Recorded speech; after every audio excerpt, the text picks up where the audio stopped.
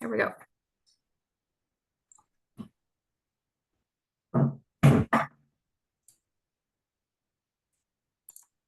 Okay. So I just want to welcome those of you who are here joining us for this trip preview for Maryland Retired School Personnel Association. This presentation is going to be broken down into two parts. I'm first going to go through just some company information for those of you who are either unfamiliar with Grand Circle Cruise Line, maybe have never traveled with us before. Those of you who have traveled with us before in the past, there might be some new information for you to learn.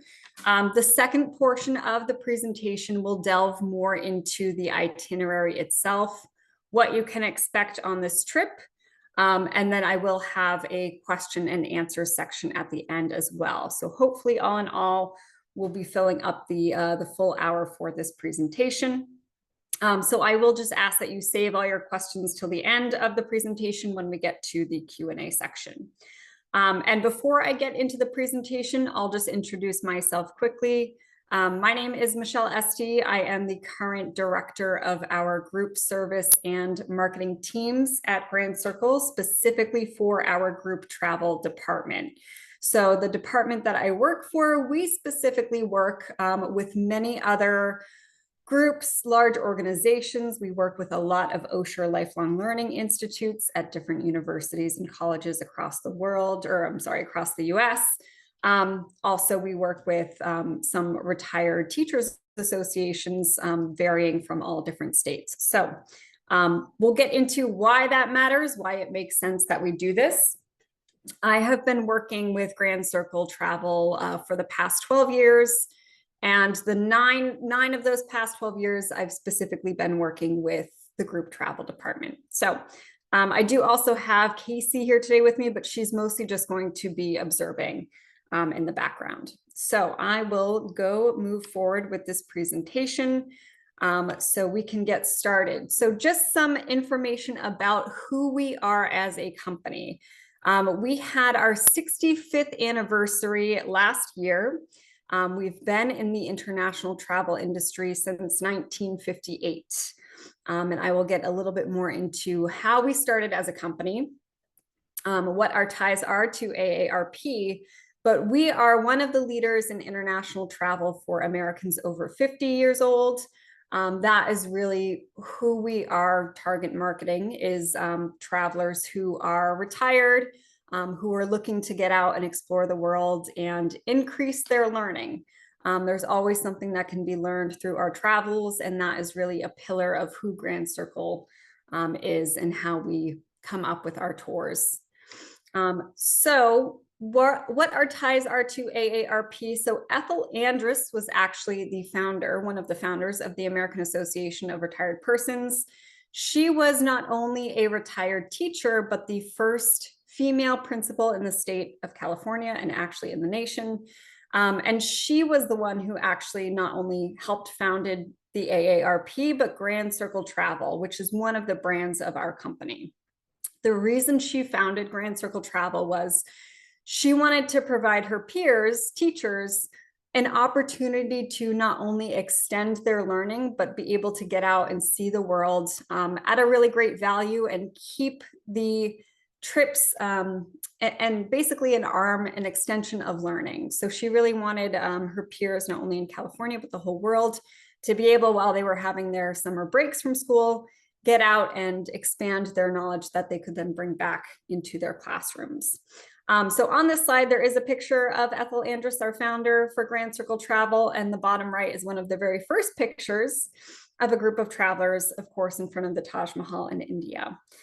So she started Grand Circle Travel in 1958.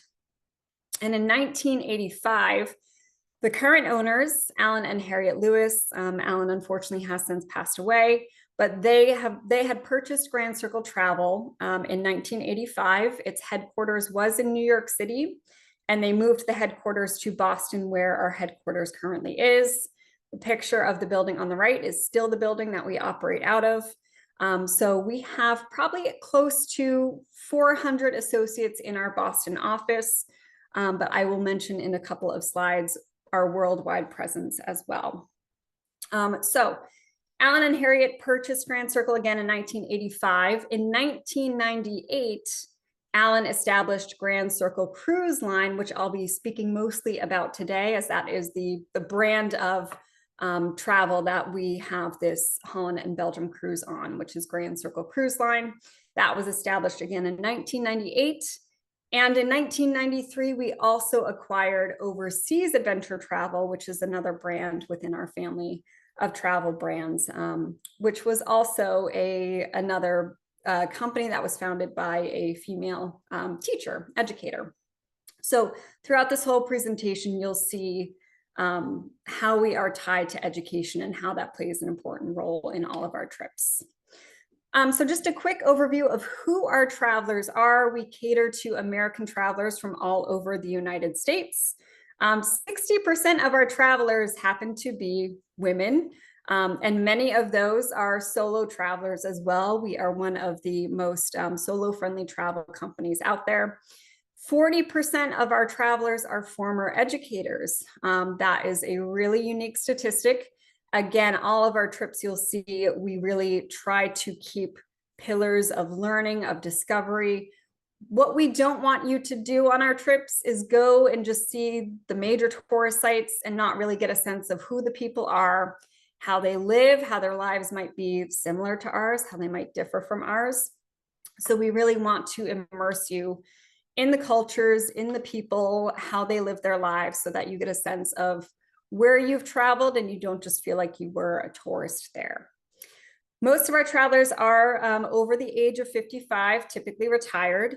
On our cruises, we typically see ages in the 60s to 70s and upwards. On some of our more adventure trips, the age is a little bit lower. But we, again, being in the travel industry for 65 years, we have become truly one of the great travel companies out there. In 2025, we anticipate over 100,000 travelers to depart on trips with our company.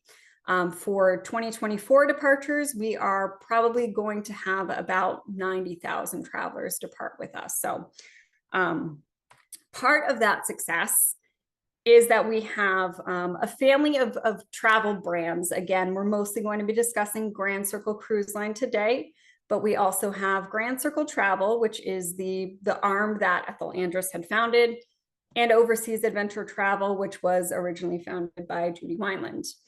Part of why we are so successful, not only our headquarters in Boston, but we operate 36 regional offices around the world. The reason why we do this, it allows us to really monitor the quality of our trips, as well as negotiate the best prices with our travel suppliers and partners. Having regional contacts that work for our company means we get to cut out a lot of middlemen that might have to broker deals in between. So we are really going to these vendors locally and getting negotiating the best prices. That was one of the pillars that Ethel Andrus really wanted to bring into the trips for Grand Circle Travel, was that all of these trips you could learn, you could discover, you could explore, but at a great value. So that also has carried through since 1958. So just a couple more items about who we are, and this will be specific to Grand Circle Cruise Line. What makes us one of the best cruise lines in the US? A couple of reasons. One of them being resident program directors. This applies for all of our trips, of course, specific to the Holland and Belgium cruise. When you go on one of our trips or one of our cruises, we are not sending you there with an American tour director. The program directors are going to be either from the Netherlands or from Belgium, or a mix of both. They speak English, and they will be with you from when you land on the trip until the day you depart. So you'll have a program director who will not only be on the cruise with you the entire time, but will be going off the ship during the daily excursions to go with your group, and will be with your group for the entirety of the tour. So that is a unique benefit to our company. Some other cruise lines do have resident program directors, but they typically don't go out off the ship onto the daily activities with their groups. They typically remain on the ship. your program director will be with you day in, day out. Another reason, a dedicated staff and crew that work directly for us, again, with these regional offices. We have worldwide probably close to 5,000 associates in total between all of our staff and crew, our program directors, the staff that are actually staffing our regional offices. Our nautical headquarters is located in Bratislava. That's a larger office, since that is where our nautical headquarters is located. So again, it really helps us bridge the gap where we have locals working for us in these countries that can help us with logistics, making sure the quality of our tours is unbeatable, making sure the value is there as well. So it's a huge benefit for our company to have that. We also own a fleet of 11 award-winning ships. The one pictured here is actually the one that will be operating the March 6, 2025 departure of Holland and Belgium, the River Harmony. So this is one of the ships that we own in our fleet. Many of the ships that cruise the Rhine, Main, Danube, and the European river waterways are sister ships. So a lot of them are very similar. They are small river cruise ships. I think the maximum that they can hold is 162 passengers. The Harmony is slightly smaller. It holds up to 146 travelers. So it's a small cruise, a small ship that gives us a slightly more intimate experience. You'll be broken up into groups. The MRSPA group would all be the same with the same program director, but the program directors that are on site will have no more than 47 people to their group. So it'll be a smaller group size. You won't all be going out as 146 people all together to go out and do the daily activities. You all will be broken up into smaller groups on site.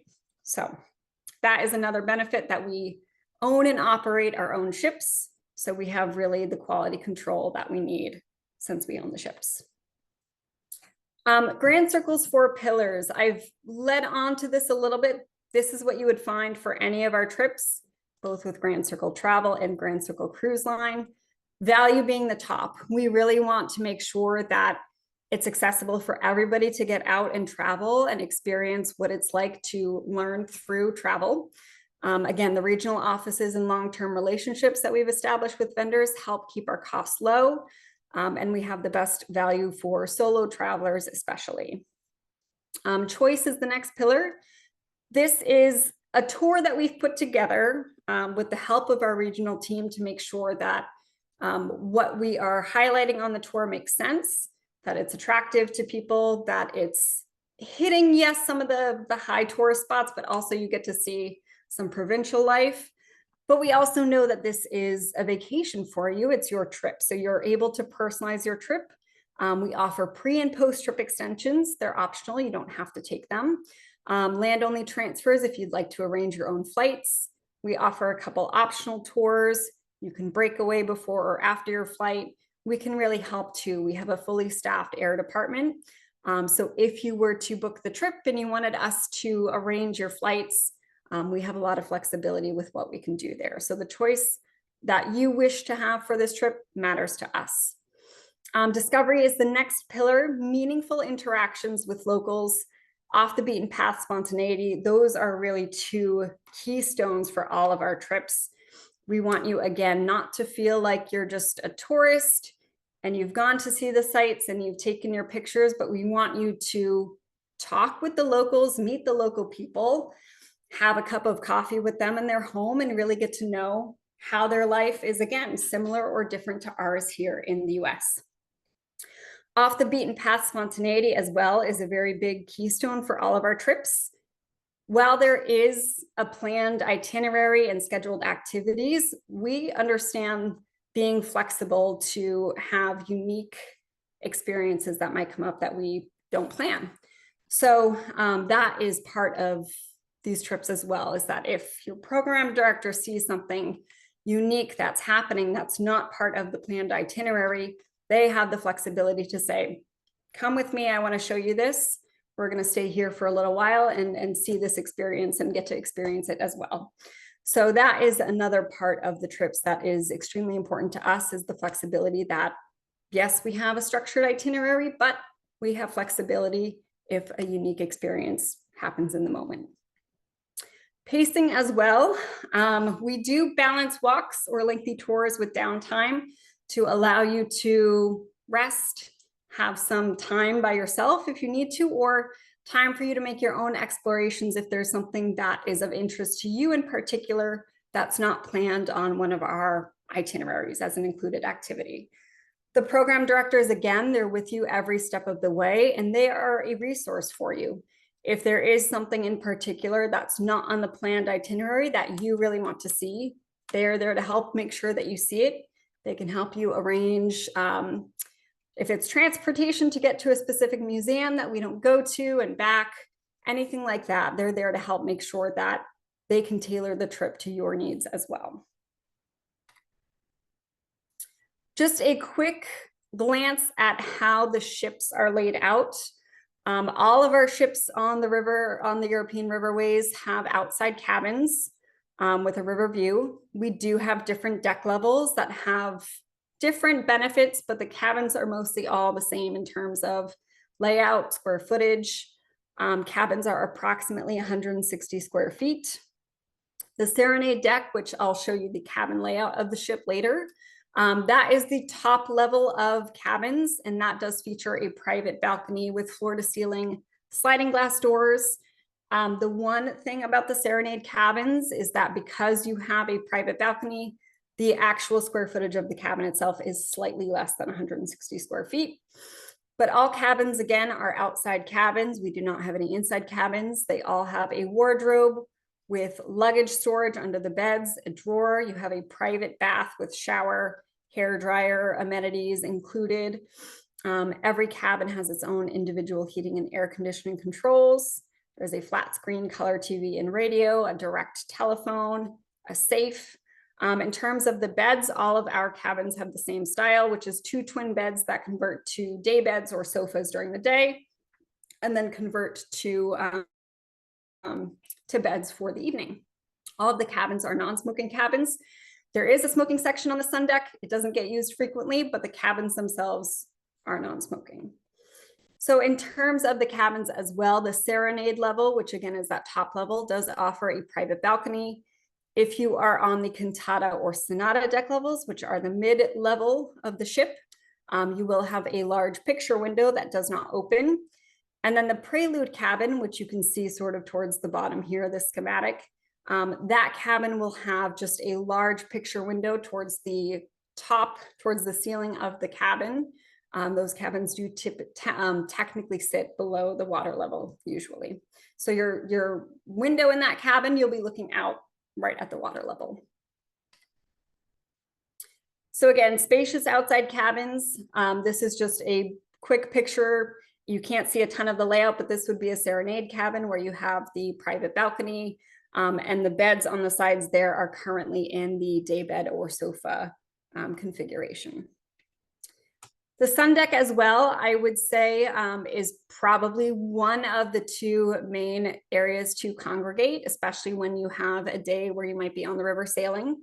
You can see panoramic views on all sides of what might be coming up. It's a great place to relax, have a cup of coffee, a glass of wine. There's tables, chairs, you can sit up there. It's open to everyone. In terms of cuisine, we have, I don't know how we do it, but the staff on our ships, the chefs on our ships are amazing. They really highlight what local cuisine is new, unique, but also traditional. But there will also be some other options as well. Breakfast is typically, as this picture shows, more of a buffet style, whereas lunch and dinner are plated meals where you sit down for the meal. We cater to American travelers. What this means is that throughout the entirety of the tour, when you're on the ship, all of the announcements will be in English. The program directors all speak English. All of the ship crew and staff speak English. So everything in that regard is catered to American travelers. Also, if you are traveling as a solo, we do offer a roommate matching service. If you want to book as a solo, but we no longer have any single cabins available, or if you don't want to pay the single supplement, you can opt to have a roommate of the same sex. If there is another person out there who is also a solo, we might match you together. It doesn't always happen that you get a match, and if that's the case, you would get the cabin to yourself without a single supplement. So we try to be flexible. We offer a lot of solos that we can, singles.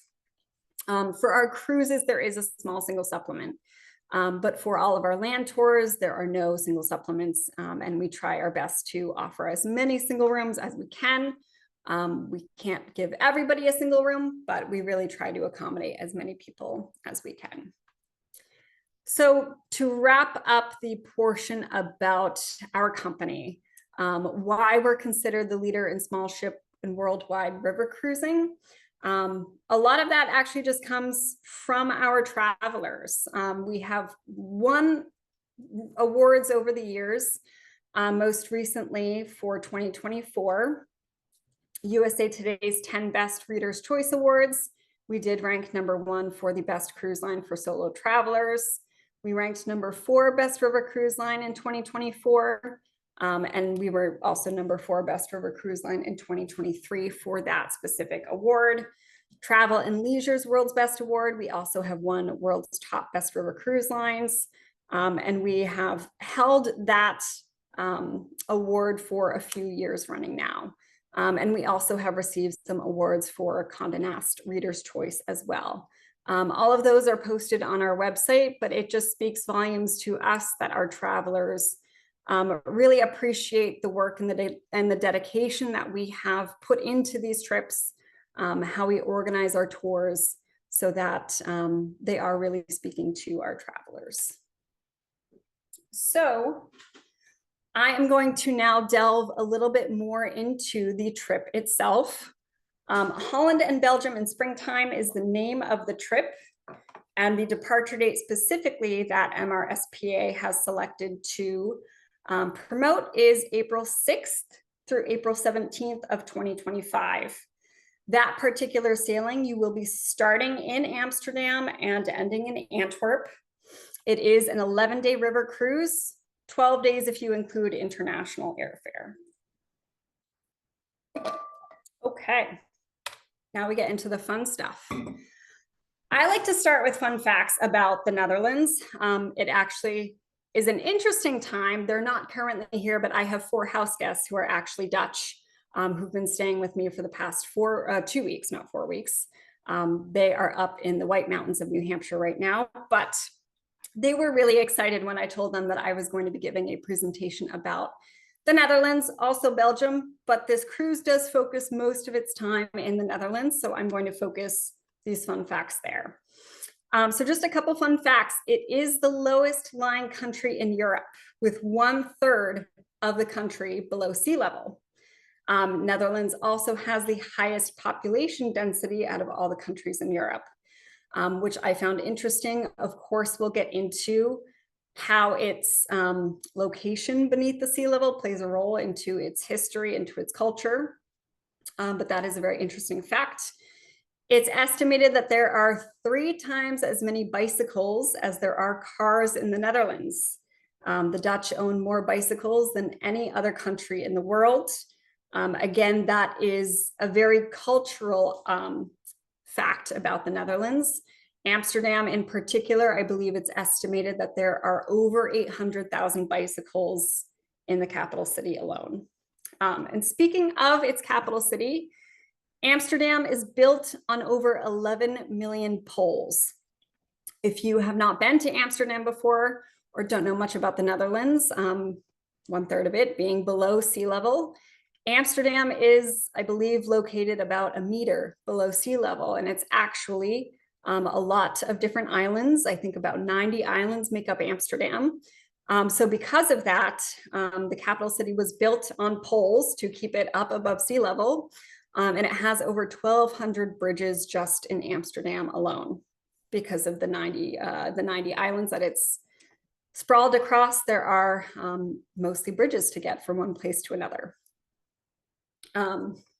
this is Amsterdam, it should be. The Netherlands in particular is the world's third largest agricultural exporter, which is really interesting when you think about how small of a country it is, especially when you compare it to the whole of the United States, that their country is the third largest exporter in the world. In particular, tulips, of course, which we will speak more about, but peppers, tomatoes, and cucumbers are also the next top three products that they export globally. They're also one of the biggest flower exporters in the world, with over 5% of the Netherlands GDP coming specifically from the industry of flower exportation. Rotterdam in particular, which is one of the cities that you do get to visit on this tour, is the world's second largest port. Again, I think that plays a very interesting and crucial role when you think about how they are as the world's third largest agricultural exporter, having the second largest port in the world. Really plays a lot into historical ties, which I will talk about in a little bit, as well as, again, their culture and how it all ties together for the locals who are there. The house guests I have are actually from Rotterdam, so they gave me some good information to share as well. Another fun fact, carrots are actually orange because of the Netherlands. They being very voracious farmers and agricultural experts, they actually bred carrots to be orange. I believe this was back in the 10th century in honor of King William III, who helped basically destroy the rule that Spain had or was trying to have on the Netherlands back in the 10th century. And they ended up winning their independence from Spanish rule. So to honor King William III, the farmers were able to breed carrots to be orange, and that's why many of them are orange to this day.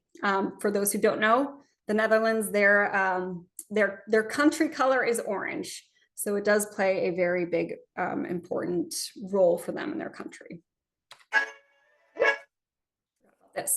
So I do have a quick video to share. I'm not going to play the entire video because it's 7 to 10 minutes long. I'm just going to play the first few minutes for you, just so you can get an idea of what you might experience on this tour.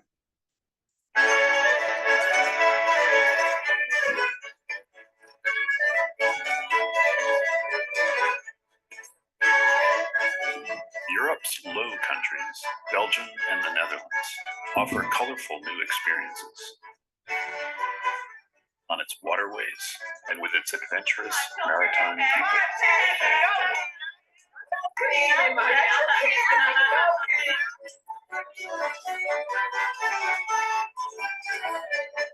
I'd love to spend summer here, just rent an apartment and get to know all the people of the village. Then to the left, they went shopping. That's where almost everybody went. Just a step or two from a boat, immersed in this culture. What are a few of the discoveries ahead?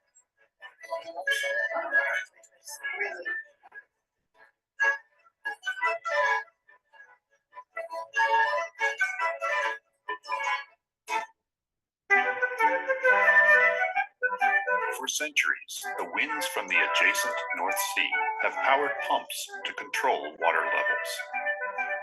Dutch windmills use canvas sails and were hand-oriented to face the wind. In addition to pumping water, mills were used to grind corn, cut wood, and, recently, to generate commercial electricity. The waterway to Amsterdam showcases windmills from the 21st to the 17th centuries.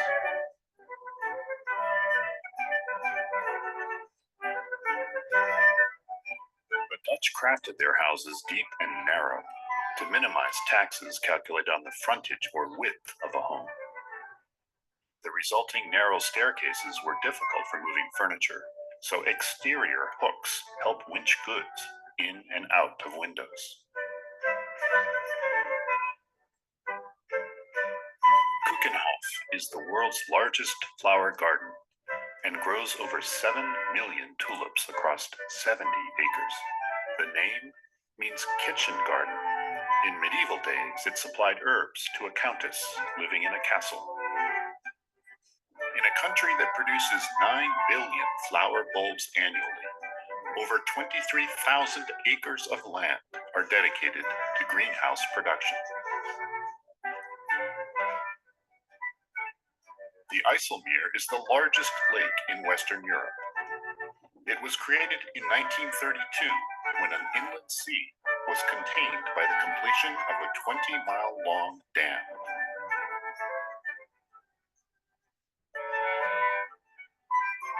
A short sail from Amsterdam across the inland lake lies the village of Enkhuizen, a prosperous fishing center and trading post settled in 1355. In the mid-17th century, Enkhuizen was at the peak of its power, one of the most significant port cities in the Netherlands. I love to share places that I am proud of with others, and I love to get people away from what it is they do on a day-to-day basis, and yeah, just shock them sometimes. Here, this is a plant you do not want to touch. You're going to get a rash. Interesting to know, though, is that in the Netherlands, we actually make a soup of this plant. The plant, by the way, in Dutch is called brandnetel, and in English it would be burning nettle, would be the English name for it. Okay, so let's start walking straight ahead along this defensive wall that we see here. Not a military defensive wall, but a ocean or sea defensive wall. So it does not really defend against any possible attacks from foreign armies. Okay, so just a brief glimpse. We have a lot of resources on our website if you'd like to take a look. A lot of video resources in particular, but this one, it goes on for quite some more time. But I wanted to at least show you part of it, and especially the part where Stephen comes into play, one of the program directors, just so you can get a feel of how the trip would be with that program director that would be assigned to your group. Again, they speak English very well. They are oftentimes teachers, historians, sometimes artists, so they know a lot about the culture of their country because, again, they are local to the area as well. So I will just move along so that we could get into the itinerary itself. So this is just a quick trip at a glance map.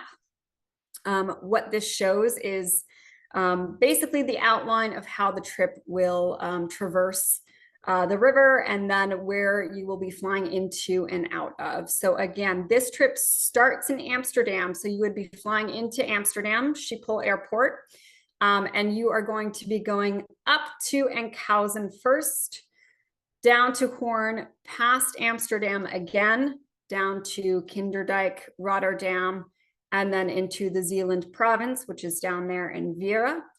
And then that will bring you down into Ghent, Belgium, and then over into Antwerp, where you would then catch your flight back to the United States once the trip is done. So again, it is an 11-day trip, 12 days when you add the flight time to get there and back. So you are looking at 12 total days specifically for the base tour of the trip. So just a brief overview, and then I'll get into the nitty-gritty of each day. Just some landscapes that you are going to see. The Netherlands, of course, again, being under sea level for 1/3 of its country, is an extremely flat country. The video mentioned that they have over 23,000 acres under greenhouse. Again, speaking to their prowess as agricultural exporters. But this trip, the reason why it has been such a popular trip for us is that we will bring you to the major sites. Amsterdam, of course, Kinderdijk windmills, which is a UNESCO World Heritage Site. But we also bring you out into the country so you can see how the provincial life is for the locals. But we'll also bring you into some of the major cities, Rotterdam, of course, being one. So you can sort of get that difference between how people in the country live, how people in the cities live, and how it plays an important role in the Dutch culture. History as well. For those who don't know, the Netherlands does have a royal family. They have very strong maritime historical ties, obviously ties to how the world works in terms of exporting. That's definitely something that you will get a glimpse of as well. But there are a lot of different towns that are very well preserved. I'll get into Enkhuizen in a little bit, but you'll get a glimpse of what they've done to preserve some of these medieval towns and even older. And then you kind of get to compare that to Rotterdam, which I'll talk about how Rotterdam plays a part in this trip as well. And we'll get into what's included. I'll go through all those features. There are 10 included tours and 2 exclusive discovery events, what we call discovery events, for this trip, spread out throughout the trip itself. 2 of those, the exclusive Discovery Series events, is a home-hosted op de koffie. So that is where we will actually bring you to the home of a Dutch family, and you can share in a cup of coffee, some pastries that are traditional, and you really get the opportunity to talk to them, ask them questions, ask them about, you know, how their life is in a different country. A lot of times it's very similar. Sometimes it differs very differently from ours. And the other part of that is the tulip farm visit, which that video highlighted a little bit of. So again, as I mentioned, we are starting this cruise in Amsterdam. You are going to depart the US, which we state is on day 1. When you depart the US on day 1, you will not arrive to Amsterdam until day 2, typically in the morning time. Once you arrive to Amsterdam, you will actually go right to our ship, which is, I haven't personally taken this trip, but I have seen where our ship is docked, and it is right near the main train station for Amsterdam. So it's in a very centrally located area, and that gives us the opportunity to not have so much time getting into and out of the city for you to do your explorations.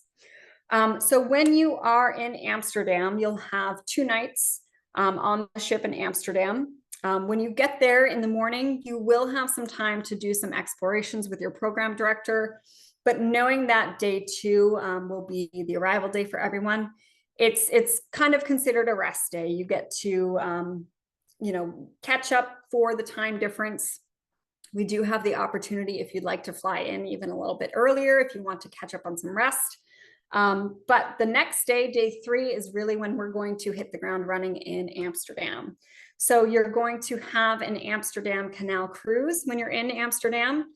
The canals, some of them in Amsterdam, are over 400 years old. So they are considered a UNESCO World Heritage Site.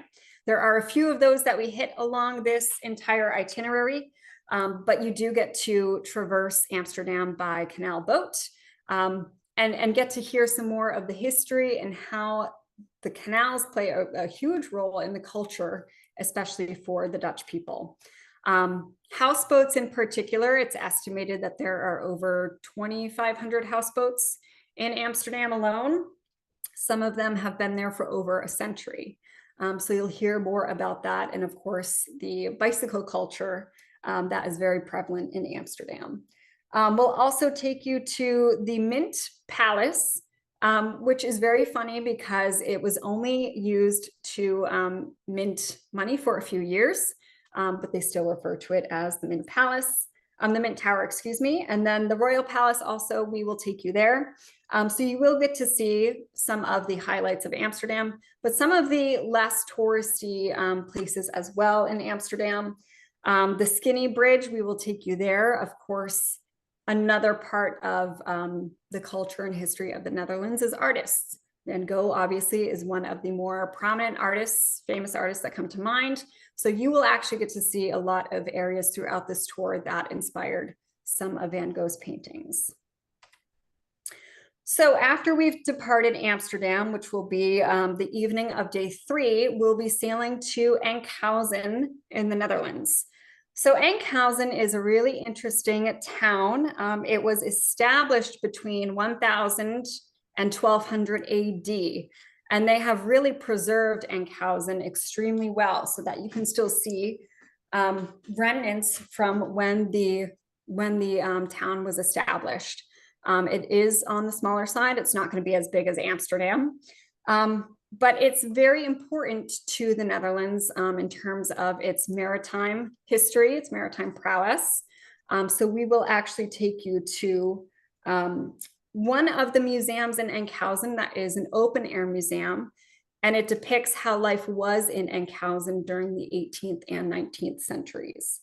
So that is something that we will be showing you. Also, this is where you're going to have that exclusive Discovery Series event, the Op de Coffee. That is where we will bring you to a family, and you'll have the opportunity, some time to spend with them, talk to them, ask them questions. They'll ask you questions about your life. The program directors will go through all of that before you actually go out on that excursion. So Enkhuizen is, again, it will start to show you a little bit more of the provincial side of the Netherlands and how the people in the countryside live and operate versus those in the city. So you will be in Enkhuizen for day 4 and day 5. So those 2 days in Enkhuizen before we sail to Kinderdijk. Kinderdijk, of course, is famous for the 19 windmills that you can see pictured here.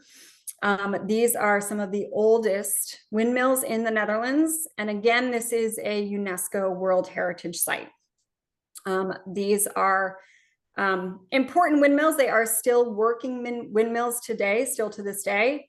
And there is a 10-year waiting list for people who want to participate in actually living here and helping run the windmills. You can see there's little sort of homes here next to the windmills. These are actually operated to this day by, you have to be a resident of the Netherlands, but you can apply to actually live here. I think the grant is for a year and then they rotate, but there is a 10-year waiting list to actually be one of the people who gets to live here and help keep the windmills working.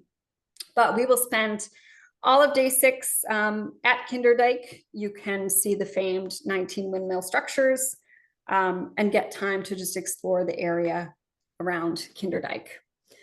Once we are done in Kinderdijk, we are going to stop in Rotterdam. So Rotterdam is the 2nd largest port in the world. And why Rotterdam plays a really important role is because of its proximity to the water and its port. It was almost completely destroyed in World War II. So unfortunately, you won't get to see much of what existed prior to World War II in Rotterdam. But what the Dutch have done, which is really interesting, is they've created Rotterdam to be a very modern sort of, I would say, art piece in terms of architecture. Rotterdam has a lot of very interesting, modern, very artsy architecture that you don't really see anywhere else in the country. So it's a nice contrast to when you're coming out of the countryside to stop in Rotterdam. And again, its importance to the Netherlands and the world in terms of how it functions as a port, as one of the largest ports, and the export industry that the Netherlands operates. So you'll have a walking tour of Rotterdam that will be on day 7. Rotterdam to the afternoon of day 7, you have some free time. You can make some explorations on your own, or we do have an optional tour that you could select to purchase and to participate in. Again, it's completely optional. And I will get into what those optional tours are a little bit later in the presentation. Next, and probably one of the highlights of the trip, is the Keukenhof Flower Park. When your group is there in late April, you probably still have a good chance to see some of the tulips in bloom. So it will really be a very interesting site. I have been to Keukenhof myself, even though I have not taken this tour, and it's really breathtaking. Even if you're not a lover of gardening or flowers, the engineering of it is really quite impressive. So it is 70 acres. You don't have to walk all 70 acres, of course, but you will be able to traverse the pathways through the flower gardens and see how that was engineered. So once we are finalizing the Keukenhof Flower Tulip Park, you will actually, I should back up, you will actually, when we're in Keukenhof, You will visit a working tulip farm as well that's separate from Keukenhof, and you will get to also talk with the family that runs and operates that tulip farm specifically, and you get to ask them questions as well about how that business impacts them, maybe impacts their town, their neighbors, because again, the Netherlands is one of, if not the largest exporter of tulip bulbs in the flower industry. So once we are leaving the Keukenhof and Rotterdam area of the Netherlands, we actually take you south to the province of Zeeland.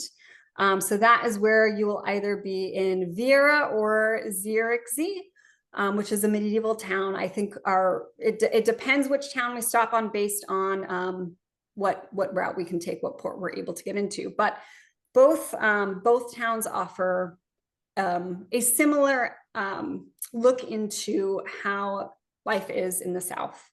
So for those who don't know, the Netherlands is broken up into 9, I guess I should call them states, where North Holland and South Holland are really where you're going to find the major cities: Amsterdam, Rotterdam, The Hague. So a lot of times we refer to the Netherlands as Holland, but we actually take you into some of the different provinces as well. The province of Zeeland being one of them, where you can actually see also how that provincial lifestyle differs from those in the north, in North Holland province. So when you are in the province of Zeeland, again, you're either going to be visiting Veere or the medieval town of Zierikzee. Veere, which is what is pictured here, has a very big art movement there. So they are very unique in that sense. You will see some places as well that inspired, again, famous painters like Van Gogh, but there's also a lot of other Dutch painters that you will get to encounter throughout this entire trip. There is an optional tour as well. So when you get to the province of Zeeland, we will have an included tour, a walking tour, but then you will have time to make your own explorations as well in the afternoon, or join us on the second optional tour that we will be offering. So once we are completed our time in the province of Zeeland, we will actually be departing the Netherlands and sailing on to Belgium. So the first stop in Belgium is Ghent, the Jewel of Flanders. It is Belgium's second oldest city. So you can see the architecture still remains very similar to what you can see in Amsterdam, but it is still different. There is a different aspect when you get into neighboring countries that you can still see a lot of the same aspects, but it is different. And you can get an idea of how, as neighboring countries, how the Dutch and the Belgians work together, live in harmonious lifestyles together, and how they help each other as countries. So Ghent, you'll actually be there for day 10. And during that day, you will be able to go out on a walking tour with your program director for Ghent. And usually the walking tours last about 2 to 3 hours. There's some stops in between. You're not consistently walking that whole time, but we really want to take our time to show you each of these cities. Make sure you know the important highlights, the culture, the history. So that is where you will have a walking tour in Ghent. And then day 11 will be the final day of the tour before everyone departs back home. And that will be in Antwerp, which is the second largest city in Belgium. So I think actually Ghent might be the biggest city. But Antwerp will be another walking tour. You will get to see the 14th century Gothic cathedral that is pictured in the background there. But you'll also get to see more of Belgium. Antwerp in particular the Belgians in particular had a lot of history in the textile industry, so you'll get to see how that played a role in shaping their future. So that night there will be the captain's farewell dinner on the ship. The next morning you'll be disembarking the ship to catch your flights back to the United States. So that is just an overview. I know I'm getting close on time here, so I will go through these next slides so that we can have Q&A. But just reiterating what we already talked about in terms of exclusive Discovery Series events. There are 2 optional tours on day 7 and day 9 of the trip. Delft, which is one of them, which you will get to explore. Delftware, which is blue and white pottery that is very, very well known throughout the world, but it comes from the Netherlands, dating back to the 13th century. So you get to have some more information there. Day 9 is Middelburg and Yersiki Oyster Farm. You'll get to have some information about how oyster farming plays a role in the Netherlands and its lineage all the way back to the Viking invasions. Aalsmeer Flower Auction. We used to have this as an optional tour. I kept the slide here because it is still possible for you to go to Aalsmeer. This would be something, for example, that if you pulled your program director aside and said, I really would like to see the flower auction, Aalsmeer, they will get you there and they will get you home and it will be easy peasy. Optional extensions. So if you wanted to extend your time in Amsterdam prior to the trip, we do offer a pre-trip extension for an additional 3 nights in Amsterdam. On the end of the tour, if you wanted to spend more time in Belgium, we offer an optional 3-night post-trip extension, which is in Bruges, Belgium. So what's included? Airfare from Baltimore is available. It's your choice. If you want to make your own air arrangements or if you want us to arrange your airfare, we can include that. Accommodations for 10 nights aboard the privately owned Grand Circle River ship in an outside cabin. 29 total meals. So that is broken down as 10 breakfasts, 9 lunches, and 10 dinners. We also offer complimentary onboard house beer, house wine, and soft drinks. 10 included tours, which are Antwerp, Ghent, Kinderdijk, the Amsterdam Canal Cruise, Rotterdam, Keukenhof, and Kuizen. 2 exclusive Discovery Series events. You will have a personal headset for all included and optional tours. We call them whispers. So that amplifies your program director's voice as you're walking around on the city tours. That way you can look at something if the group has moved a little bit further away, you'll still be able to hear them. You will have the exclusive services of a resident program director. That person will be assigned to no more than 47 travelers in a group. The captain's both welcome and farewell receptions and dinners on the ship. Most gratuities are included in the price of your tour. There are only 2 exceptions. That would be any personal meals that you choose to have. But again, you'll have 29 meals included.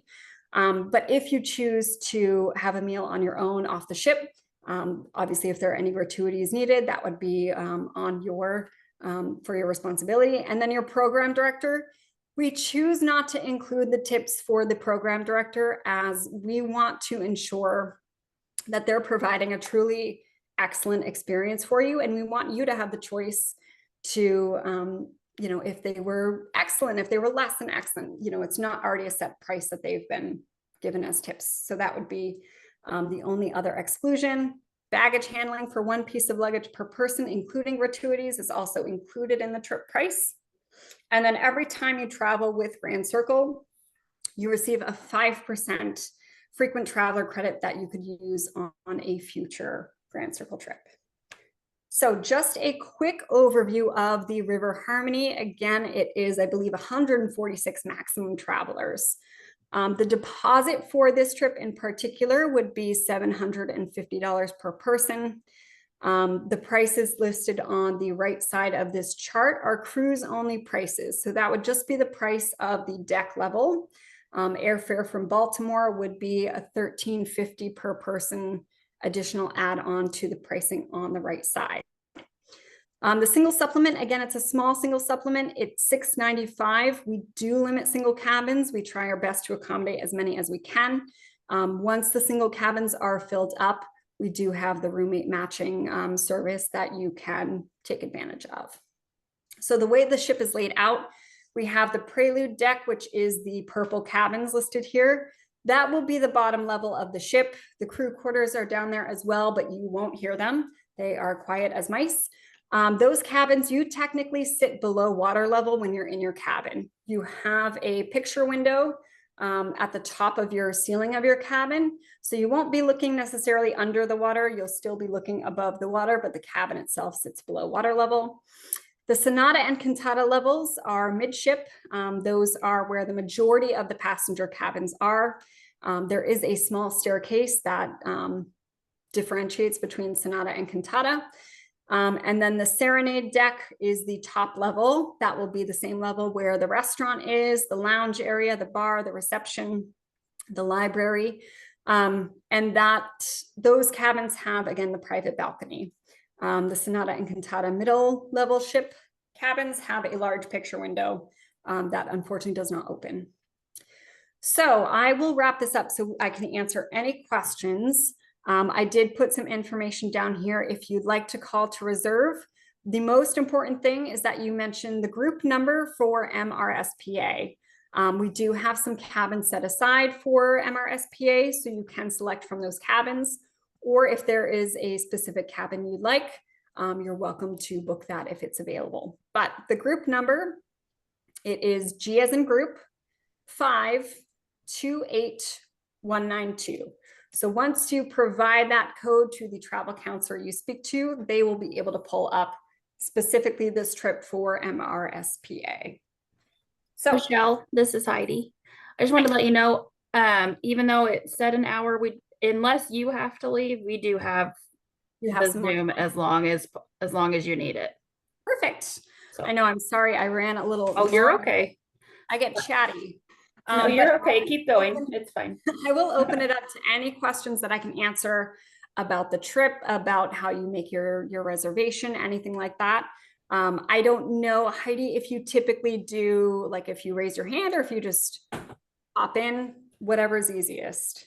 Whatever's easiest for the people on. I actually have a question that somebody might not have thought of.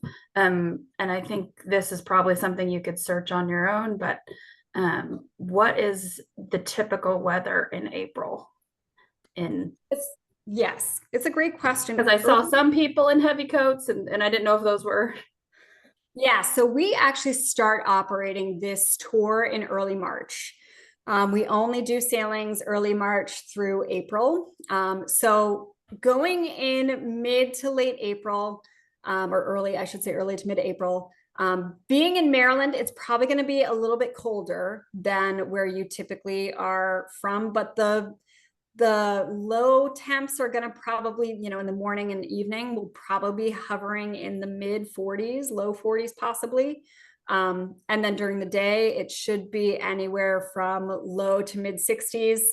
It varies though, everything is kind of crazy weather-wise, but that's generally what you'll be looking at. Low temps, possibly as low as the low 40s, and high temps, mid 60s. Did you see Lexi's question pop up? I did see a question pop up in the chat. How many solo rooms do I have? I know right now I have one in reserve for MRSPA specifically. That doesn't mean I can't obtain more, but I can't make a guarantee that I can. I would have to check once that single room that I'm holding gets utilized. If we get more requests, I'll have to just go and see if we can get extra solo cabins. But right now we have one set aside for MRSPA.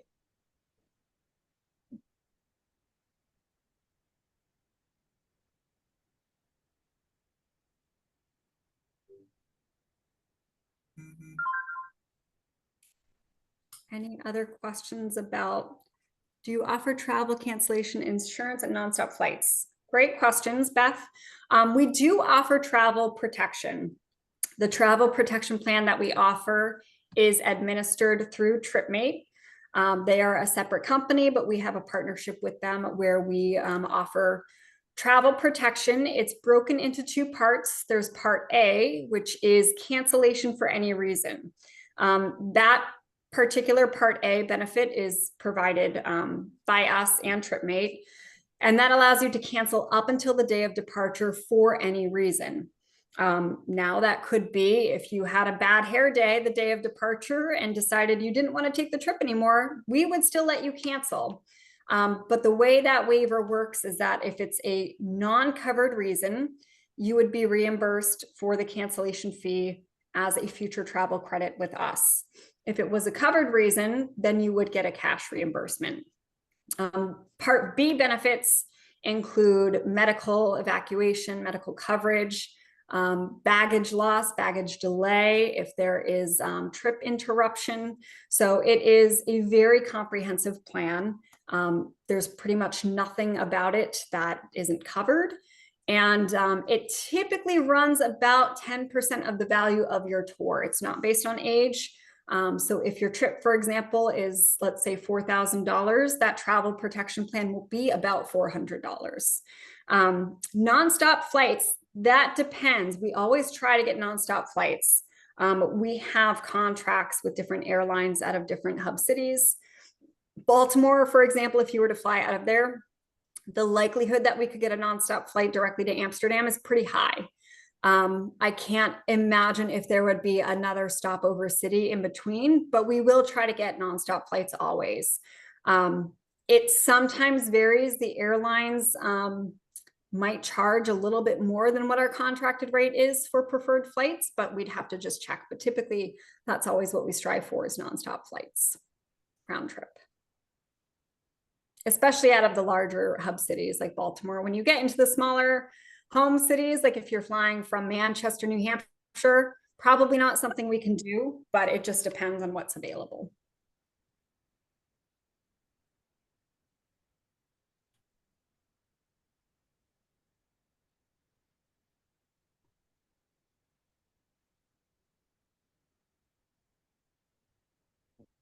I was wondering what the chances are that Kuchenhof will still be, in peak bloom, since it's later in April.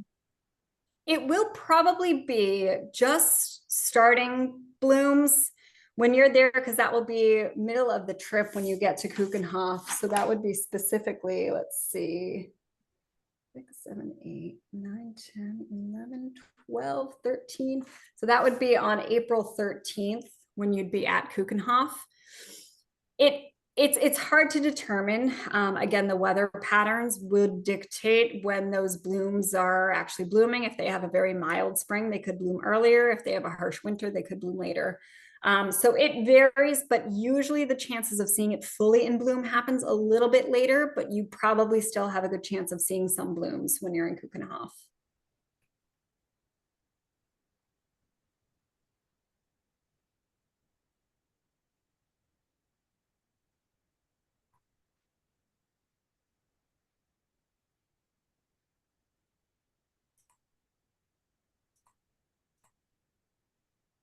Any other questions?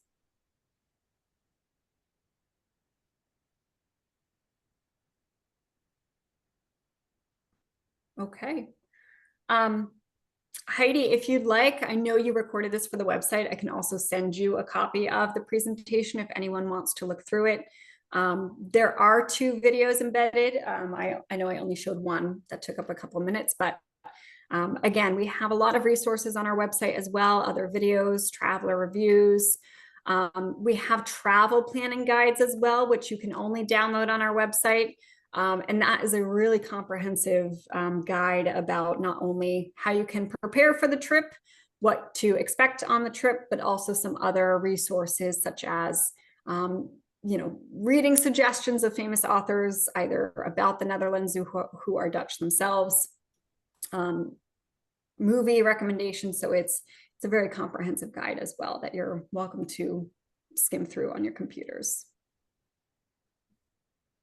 Perfect. Yeah, if you wouldn't mind sending that to me, that would be great. Some of those, the presentation and the videos, if you have them. Yep, definitely. And like I said, if you are wanting to call, even if you're not quite sure if you're ready to book the trip, you can always call us. We're here to help answer any other questions that might come up. The phone number listed at the bottom there is the best way to reach us. We're open 7 days a week. Monday through Friday, we're open 9 to 8 Eastern. Saturdays and Sundays, we're open 9 a.m. to 6 p.m. Eastern. So we're always available to talk on the phone. Thanks, Michelle.